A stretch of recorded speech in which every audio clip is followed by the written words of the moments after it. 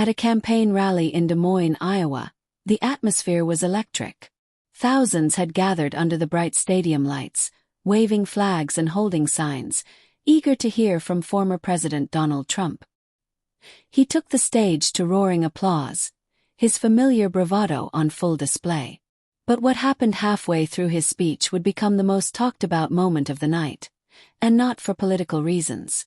As Trump was making a forceful point about national defense, a quiet stir began in the crowd near the front. A man in a wheelchair was struggling to get a better view. He wore a Navy cap and an old worn jacket decorated with faded service medals. His name was Sergeant William "Bill" Mathers, a disabled Vietnam War veteran who had driven over 200 miles just to attend the rally. Security moved in to assist, but before they could, Trump suddenly paused mid-sentence. He squinted into the crowd, then raised a hand. "Hold on," he said into the microphone. "What's going on down there?" The crowd quieted. All eyes turned to the man in the wheelchair. Trump walked away from the podium, motioning to his security team to step back. To everyone's surprise, he climbed down from the stage and made his way directly to Sergeant Mathers. "Sir, what's your name?" Trump asked, taking the veteran's hand. "Bill Mathers," the man replied, voice shaky but clear. "U.S. Navy, 1967 to 1971. Trump knelt beside him and said, "Well, Bill, you're the real hero here tonight, not me." The crowd erupted in applause. Many stood. Some began to cry. Without hesitation, Trump asked for the microphone to be brought to Sergeant Mathers. With trembling hands, the veteran took it and said softly, "I just wanted to see my country stand tall again. I came to see if that was still possible." There was silence, deep, emotional silence. Even Trump looked visibly moved. "You served this country with honor," Trump said. "And I want everyone watching, everyone in this stadium and across the nation to understand. This is what sacrifice looks like." Then, in a moment that shocked even his critics, Trump helped the veteran to his feet as the crowd chanted, "USA! USA!" He placed his own hand over Sergeant Mathers on the microphone and addressed the crowd. "If every American had the heart this man has, we wouldn't have half the problems we do. Bill, you are why this flag still stands." Sergeant Mathers, visibly emotional, managed a salute. Trump returned it, hand over his brow. No words were spoken, but none were needed. Back on stage, Trump didn't return to his prepared remarks. Instead, he said, "We just had the most powerful moment of the night. Let's not cheapen it with politics." He ended the rally early, something he had never done before. The clip went viral within minutes. Networks from CNN to Fox News aired the encounter. Social media lit up with a rare moment of bipartisan praise. Even critics admitted the moment was deeply human, powerful, and authentic.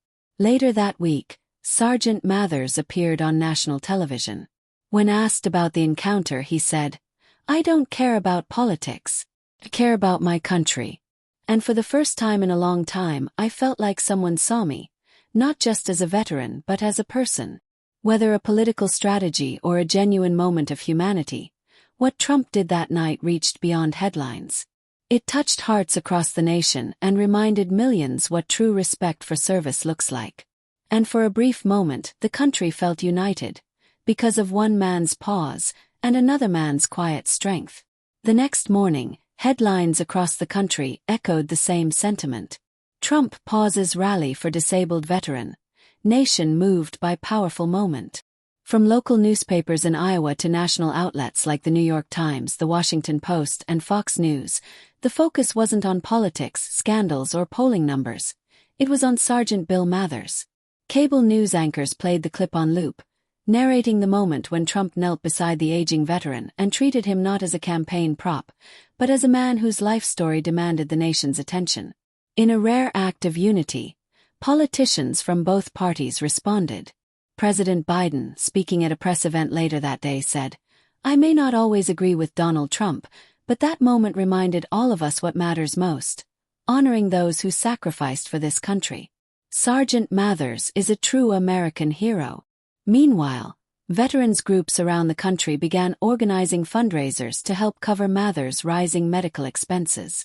Within 48 hours, over $600,000 had been raised in an online campaign simply titled, "For Bill." Messages poured in, letters, phone calls, even school children sending handmade cards thanking him for his service. But perhaps the most emotional moment came days later when Trump's team reached out privately and invited Mathers to Mar-a-Lago. According to sources close to the former president, Trump told his staff, "We're not doing this for the cameras. I just want to talk to him. He's seen more than most of us ever will." At Mar-a-Lago, the two men sat for over an hour, away from the press. Mathers later shared with a local reporter, "We didn't talk about politics. We talked about life, about war, about what it feels like to be forgotten, and what it feels like to finally be remembered." In a touching gesture, Trump presented Mathers with a personal gift, a custom-made Navy Challenge coin with the inscription, "To a true patriot, you gave everything. America thanks you." Back home, Sergeant Mathers became something of a local legend. His hometown held a parade in his honor, attended by thousands. Families lined the streets holding signs that read, "Welcome home, Bill. You make us proud. America remembers." During a short speech at the parade, Mathers looked out over the crowd, eyes misty, and said, "I spent years thinking my service had been forgotten. But that night, when Mr. Trump stopped his speech, when he looked me in the eye, I knew it hadn't. And that's all I ever wanted. Not recognition. Just to know that it mattered." The crowd gave him a standing ovation. Not a single person seated as the frail veteran stood tall in his wheelchair, draped in the same Navy jacket he'd worn at the rally. What began as just another political event turned into something far more profound. A reminder that sometimes, politics can take a back seat to humanity. That in a nation divided by party lines, the simple act of honoring a hero can still unite hearts. And in that moment, on that night, one disabled veteran reminded America what real strength, real humility, and real patriotism looks like.